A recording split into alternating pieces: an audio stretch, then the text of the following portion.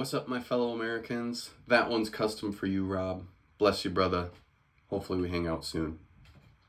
All right, chapter 8. They went each to his own house, but Jesus went to the Mountain of Olives. Early in the morning, he came again to the temple. All the people came to him, and he sat down and taught them.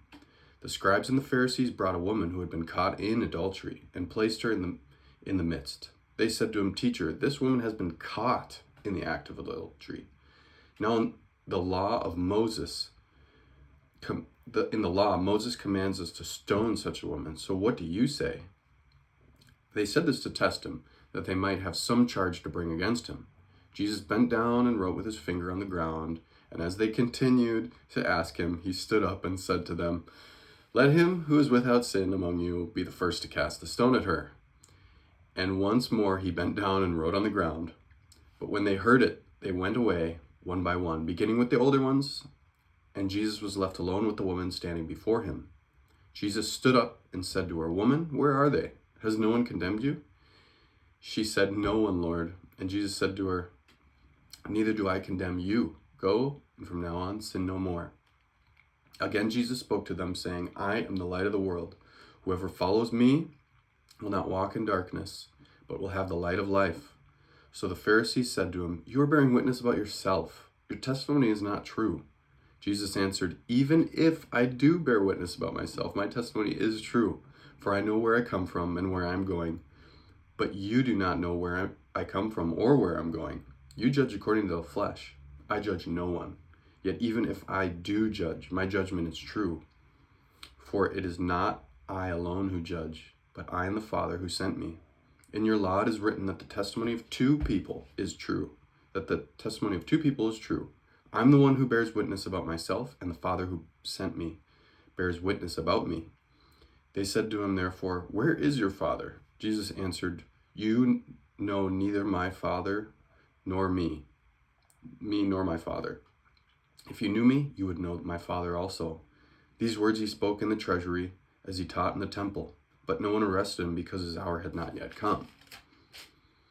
So he said to them again, "I'm going away, and you will seek me, and you will die in your sin. Where I'm going, you cannot come."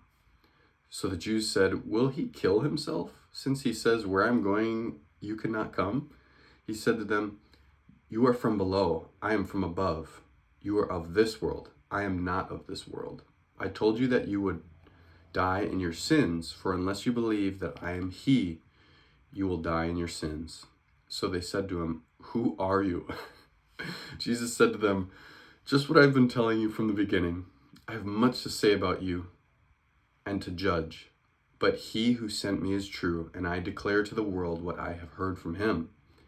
They did not understand that he had been speaking to them about the Father. So Jesus said to them, "When you have lifted up the Son of Man, then you will know that I am he, and that I do nothing on my own authority, but speak just as the Father taught me. And he who sent me is with me.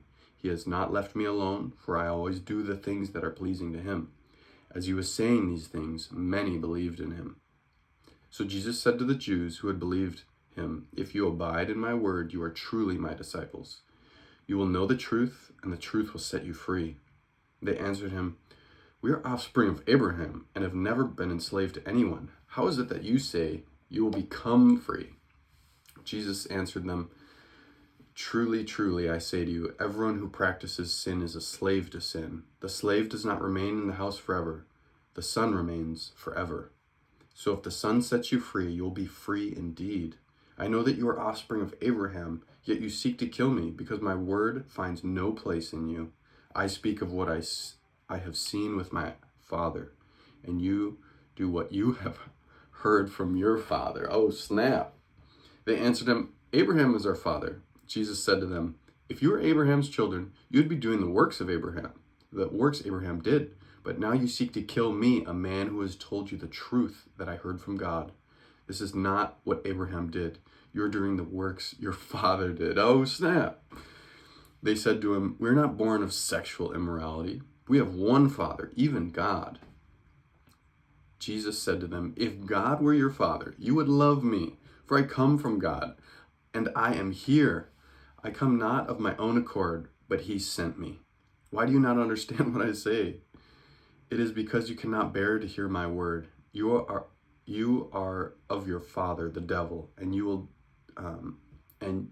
will is to do your father's desires. Okay, I'm getting a little tongue-tied here. He was a murderer from the beginning and does not stand in the truth because there is no truth in him.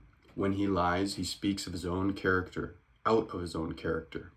For he is a liar and the father of lies. But because I tell you the truth, you do not believe me. Which one of you convicts me of sin? If I tell the truth, why do you not believe me? Whoever is of God hears the words of God. The reason why you do not hear them is that you are not of God. Oh, snap! The Jews answered him, are we not right in saying that you are a Samaritan and have a demon? Oh, the rhetoric. Jesus answered, I do not have a demon, but I honor my Father, and you dishonor me. Yet I do not seek my own glory. There is one who seeks it, and he is the judge.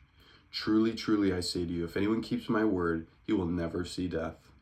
The Jews said to him, now we know that you have a demon. Abraham died, as did the prophets. Yet you say, if anyone keeps my word, he will never taste death.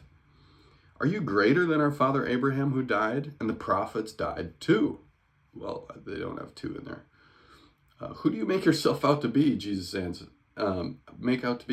Jesus answered. Dang, the questions on here and stuff. If I glorify myself, my glory is nothing. It is my Father who glorifies me, of whom you say, he is our God. But you have not known him. I know him. If I were to say that I do not know him, I would be a liar like you. But I do know him, and I keep his word. Your father Abraham rejoiced that he would see my day. He saw it and was glad.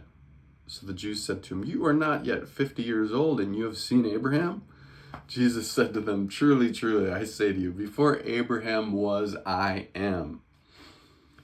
So they picked up stones to throw at him, but Jesus hid himself and went out of the temple. I wonder what that looks like. All right, that is chapter 8. Hope you enjoyed it.